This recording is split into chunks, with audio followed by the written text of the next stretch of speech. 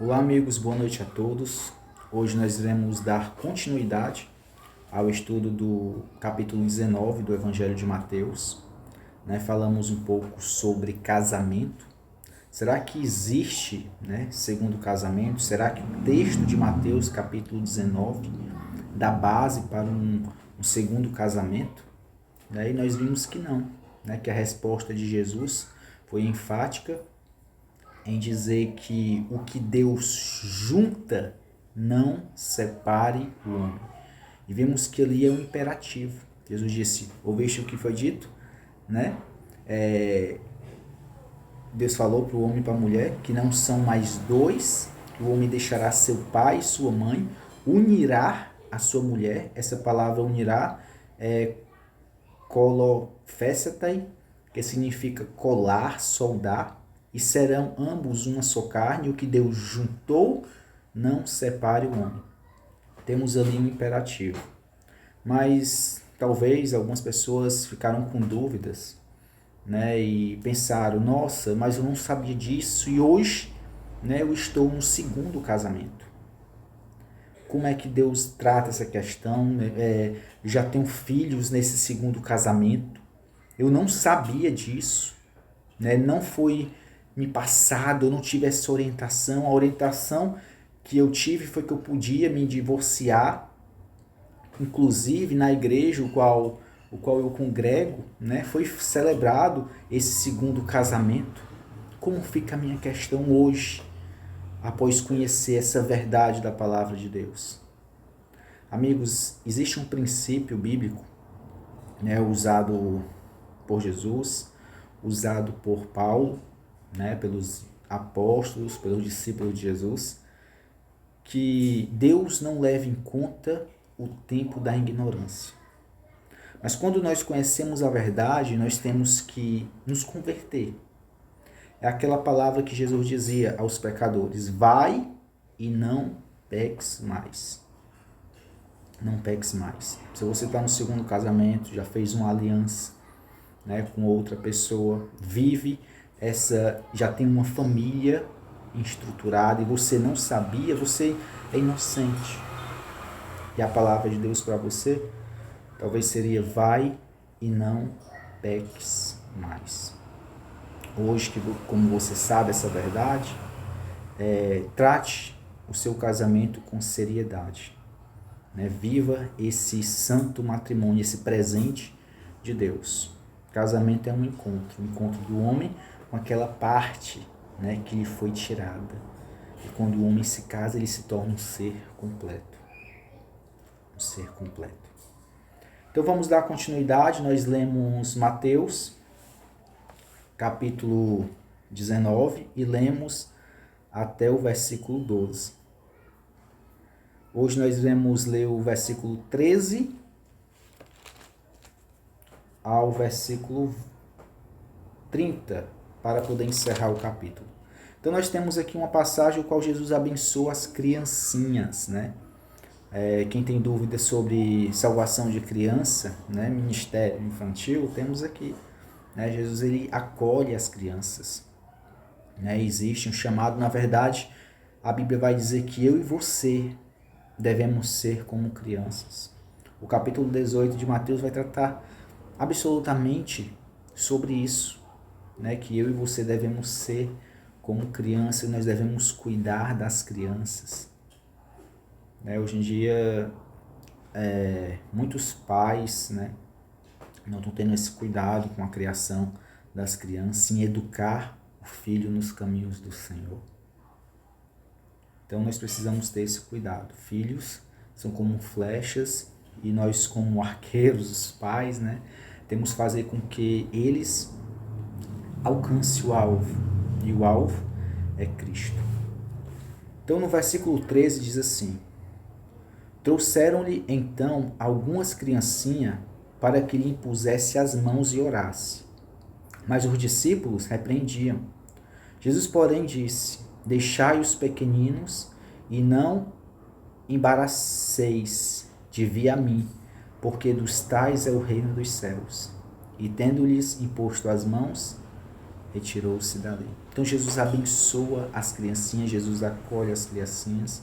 E aqui nós temos uma orientação de Jesus que nós devemos educar as crianças. A igreja precisa ter esse ministério infantil, né? Cuidar das crianças, ensinar as crianças no caminho do Senhor. E eis que alguém, então Jesus ali com as crianças, abençoando as crianças, cuidando os discípulos, com o coração ainda, né, endurecido, sendo moldados ali por Jesus, né, sendo ensinados por Jesus, por aquele que é manso e humilde de coração. Tinha o coração ainda endurecido, não sabia tratar as pessoas, né? Tinha ainda aquele preconceito contra as crianças, preconceito contra os gentios, contra os publicanos, contra as mulheres. E Jesus vai quebrando todos esses paradigmas. E no verso 16 vai dizer que eis que alguém, aproximando-se, lhe perguntou. Né, os outros evangelistas, principalmente nos evangelhos sinóticos, que é Lucas, Mateus, Marcos e Lucas, eles vão dizer que esse jovem era um príncipe, né, tinha linhagem real. E ele se aproximou e perguntou: Mestre, que farei eu de bom para alcançar a vida eterna? Respondeu Jesus: por que me perguntas acerca do que é bom? Bom só existe um. Se queres, porém, entrar na vida, guarda os mandamentos. Em outras versões, ele chega para Jesus e fala: bom mestre. Ele reconhece a bondade de Jesus, ele vê que Jesus é diferente. Mas aqui no Evangelho de Mateus, ele pergunta: que farei eu de bom para alcançar a vida eterna? Eu e você, nós sabemos, amigos, que a salvação não é pelas obras. A Bíblia toda, de Gênesis a Apocalipse, né, o Novo Testamento fazendo menção aos escritos, às passagens, os episódios, né, dos patriarcas, a vida dos profetas, mostra claramente que tudo foi pela fé. Paulo, no livro de Romanos, ele vai tratar exatamente sobre isso. Tudo foi pela fé. Abraão creu e isso lhe foi imputado por justiça. Em Hebreus, capítulo 11, capítulo 12, principalmente o capítulo 11, vai tratar exatamente disso. Da fé, e faz analogia de todas as histórias bíblicas, né, de todos os personagens que foram salvos, foram alcançados mediante a fé, não pelas obras. Ele pergunta: o que faria eu de bom para herdar a vida eterna? E Jesus vai tratar essa questão, vai mostrar nesse episódio que é pela fé. Mas muitas pessoas, ao ler, pensam que é pelas obras, né? Porque a resposta de Jesus no verso 17 foi: por que me perguntas acerca do que é bom? Bom só existe um, seja a bondade de Deus. Se queres, porém, entrar na vida, guarda os mandamentos. Então Jesus falou: se você quiser entrar na vida eterna, guarda os mandamentos. E quando nós falamos de mandamentos, né, existem vários. Existem os princípios morais que eu e você devemos seguir, né, porque é o caráter de Deus, é a essência de Deus, é o Espírito Santo de Deus em nós, que vai moldar o nosso coração, nos tornando bons, nos tornando mansos, nos tornando humildes, nos tornando verdadeiros. Então, nos dando força para que eu e você possa nos dominar, né, mediante a nossa natureza pecaminosa. Então, tudo isso. Mas, no Antigo Testamento, a visão deles, lei e mandamento, era toda a Torá. Algumas pessoas fazem distinção, né, a lei moral e a lei cerimonial. Então, o príncipe, ele queria entender essa questão, né? Jesus disse: guarda os mandamentos. Mas quais os mandamentos? Os mandamentos cerimoniais, os princípios. Será que existe algum mandamento específico que eu tenho que guardar? E a pergunta exatamente do jovem rico, ele vai dizer, verso 19, e ele perguntou, quais? E Jesus respondeu, não matarás, não adulterarás, não furtarás, não dirás falso testemunho, honra o teu pai e tua mãe e amarás o teu próximo como a ti mesmo. Então Jesus aqui ele faz menções aos mandamentos. Mandamentos esse de amar. Né? Em outra passagem perguntaram a Jesus, né, qual o grande mandamento. E Jesus vai dizer, amarás a Deus sobre todas as coisas, né, e ao próximo como a ti mesmo. Então o princípio é o amor. O fruto do Espírito Santo é o amor. Existem vários mandamentos. Quais nós devemos guardar? Existem mandamentos cerimoniais, existem festas, né, que são mandamentos. Como o mandamento de guardar a Páscoa, a festa do tabernáculo, né, a festa dos pães asmos e outras festas, o dia da expiação, o que algumas igrejas praticam, né, a questão do Yom Kippur, né, a festa das cabanas, festa do Pentecostes. Então são várias festas, diversas festas. A questão do sábado também, né, que é uma questão também. A festa das luas novas. Então quais os mandamentos nós devemos guardar? E Jesus aqui faz um mandamento relacionado ao próximo, relacionado ao amor. Né? A Bíblia em outras passagens vai dizer que quem ama cumpriu toda a lei. Quem ama cumpriu toda a lei.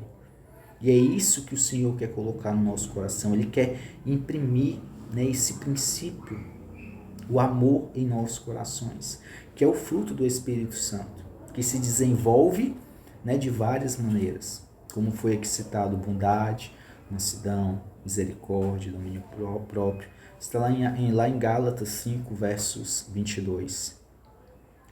Então, Jesus aqui não está defendendo uma legalidade, dizendo que para ser salvo, você tem que guardar a lei, porque nós sabemos que não é isso. A Bíblia toda fala que a salvação é pela fé. Né? Pela graça sois salvos mediante a fé. E isso não vem de vós, é dom de Deus, não de obras, para que ninguém se glorie. Está em Efésios capítulo 2. Então, Jesus não está falando de legalidade, de guardar a lei para ser salvo. Uma prova disso é que ele vai dizer, replicou o jovem, verso 20. Tudo isso eu tenho observado, que me falta ainda? E Jesus vai dizer, se queres ser perfeito, vai, vende os teus bens e dá aos pobres, e terás um tesouro no céu, depois vem e segue-me. Amigos, para fazer isso, precisa de muita fé. E eu lembro lá de Abraão. Sai da tua parentela, né, e vai para uma terra o qual eu te mostrarei. E Abraão teve que largar tudo e seguir Jesus. Os discípulos, Jesus dizia, vem e segue-me. Eles largaram tudo e seguiram Jesus. Sabe, não é a questão de largar tudo. A questão é de acreditar, de ter fé. Sabe, esse jovem rico, ele teve a chance de desenvolver essa fé, de acreditar, porque é isso que salva. É isso que salva. Não é as obras. Né? Quem estiver pensando que eu vou ser salvo porque eu tenho que fazer isso, porque eu faço isso. E você não faz porque você acredita, você não vive porque você acredita, você não se entrega porque de fato você acredita, mas porque você tem medo, mas porque você acha que para ser salvo precisa cumprir algum desses mandamentos. Amigo, não é isso que Jesus falou. Cristianismo é uma entrega. É você perder aqui para ganhar lá. É o que Jesus falou, né? Se queres ser perfeito, vai, vende os teus bens, dá aos pobres e terás um tesouro no céu. Ele teve a chance de exercer essa fé, de acreditar nas palavras de Jesus. e se entregar completamente. Amigo, nada iria faltar. Ele ia ter a chance de andar com os reis, com o Rei dos Reis e Senhor dos Senhores. A chance de andar com Cristo. E o texto vai dizer que esse jovem se entristeceu. Em outro evangelho, acredito que no evangelho de Marcos, vai dizer que esse jovem ele se prostrou, um jovem rico, se prostrou a Jesus, porque ele queria de fato entender. Sabe, existia um vazio em seu coração. Ele cumpriu os mandamentos. Ele era um príncipe bem-sucedido, ele tinha riquezas, ele guardava os mandamentos desde a mocidade, desde criança. Ele vem seguindo esse costume, essas leis, essas tradições. E eu e você precisamos ter muito cuidado com tradições, porque ao se deparar com a verdade, com a fé verdadeira, eu e você precisamos tomar uma decisão. E a tomada da decisão é por Cristo, é em seguir a Cristo, viver para Ele. Não vivo mais eu, mas Cristo vive em mim. Nós somos chamados para isso. E a Bíblia vai dizer que esse jovem, ouvindo essas palavras, retirou-se triste, porque era dono de muitas propriedades. Muitas propriedades. A Bíblia vai dizer que Jesus olhou para ele e o amou. Era uma pessoa que queria saber, que sabia que mesmo guardando os mandamentos de Deus, lhe faltava algo. Lhe faltava algo. Talvez fazia por legalidade, talvez fazia por tradição, por viver aquela religião. Existia esse vazio, que é essa fé que eu e você precisamos ter, precisamos desenvolver. Sabe, talvez você esteja na igreja há muito tempo, seguindo ali a tradição, indo para os cultos, louvando, ofertando, sendo dizimista, talvez até envolvido em algum ministério dentro da igreja. Mas existe um vazio. Você quer saber o que você precisa fazer de bom para alcançar a salvação? Eu digo hoje para você, que você precisa fazer é desenvolver a sua fé, se entregar por completo a Jesus, entregar o seu coração a Jesus, dizer: Jesus, muda o meu coração, muda a minha vida, se encher dessa graça, e assim você vai emanar o Espírito de Deus. Por onde você passar, onde você for, você vai sentir a presença de Deus, e você terá muito mais do que você tem agora. Essa é a palavra de Deus. Essa é a mensagem de Jesus. No verso 23, os discípulos, Então disse Jesus aos seus discípulos: em verdade vos digo que um rico dificilmente entrará no reino dos céus. Por quê? Porque quanto mais é dado, mais é cobrado. Quanto mais você tem, mais é difícil de você se desprender. Sabemos que tudo que nós temos existe um propósito. Se Deus te colocou numa posição de autoridade, é para você ser ali um instrumento de Deus. Se Deus te deu condição financeira hoje, é para você ser um instrumento de Deus, um canal de bênção para outras pessoas, inclusive para a igreja. Sabe, não tem nada de errado em você possuir riquezas. Não tem nada de errado. O problema é você fazer com que as riquezas te dominem, ao ponto de que você não possa tomar uma decisão por Cristo, uma entrega genuína a Cristo. No verso 24,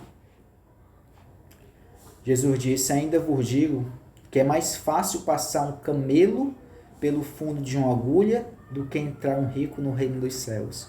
Essa é uma expressão interessante, porque alguns estudiosos, teólogos, pastores, a gente encontra muitas mensagens aí na internet, ou talvez você já ouviu, em sua igreja. Alguns argumentando que esse camelo, na verdade, não é um camelo, é uma corda de aço, né? Jesus falou que é mais fácil, né, essa corda de aço passar pelo buraco de uma agulha do que um rico entrar no reino dos céus. Outros vão argumentar sobre esse buraco da agulha, né, fundo da agulha, como sendo uma porta estreita, né? A gente sabe que as cidades eram muradas, Jerusalém era murada, existia o portão principal, onde ao pôr do sol ele era fechado e ficava apenas essa porta, e alguns dizem que o nome dessa porta era fundo de agulha.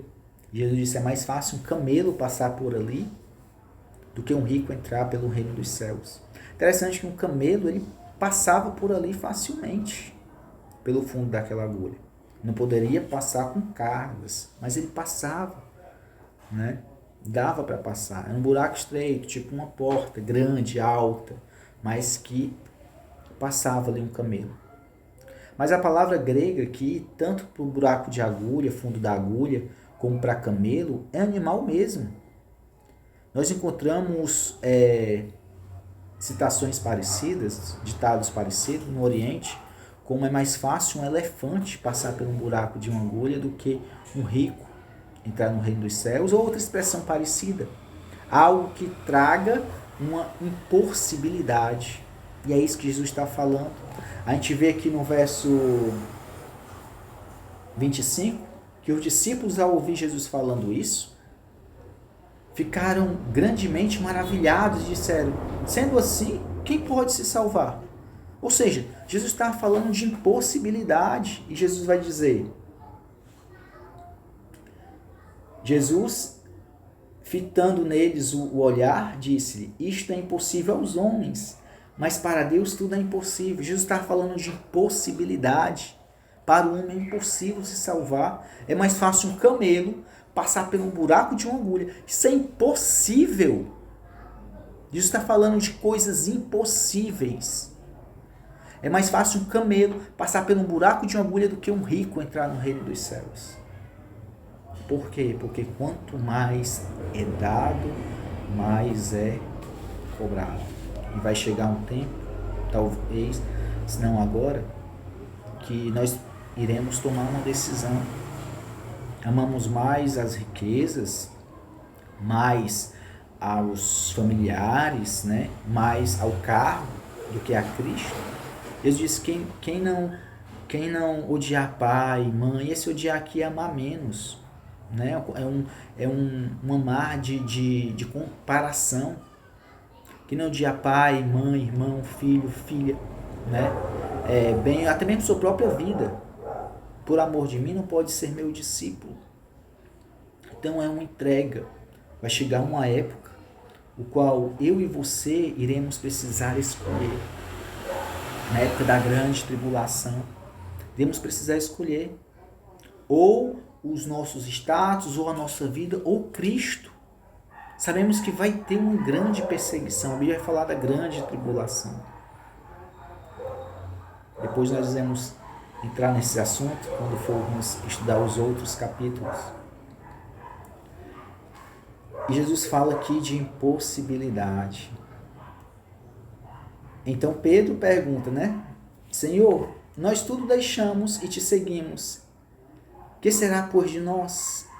Jesus lhe respondeu, em verdade vos digo, que vós, os que me seguiste, quando na regeneração do Filho do Homem se assentar no trono da sua glória, também vós assentarei nos 12 tronos para julgar as 12 tribos de Israel. Então nós vemos em todo o Evangelho de Mateus, em toda a Bíblia, né, que a recompensa se dará mediante a volta de Cristo. Apocalipse 22:12 diz, eis que venho sem demora e comigo está o galardão que tenho para retribuir cada um segundo as suas obras. Mateus 16:27 vai dizer que porque o Filho do Homem adivina a glória de seu Pai com seus anjos, então retribuirá cada um segundo as suas obras. E aqui nós lemos que quando na regeneração, quando será isso? Na vinda do Filho do Homem, né? Ele irá se assentar no trono da sua glória e os discípulos iriam julgar a nação de Israel. A Bíblia vai dizer que eu e você iremos julgar também, né? Lá em Apocalipse. Vai ter outros textos também, vai falar do julgamento. Paulo vai dizer que nós iremos julgar até os anjos, nós iremos julgar o mundo, né? Então o Senhor irá fazer com que eu e você participe desse juízo.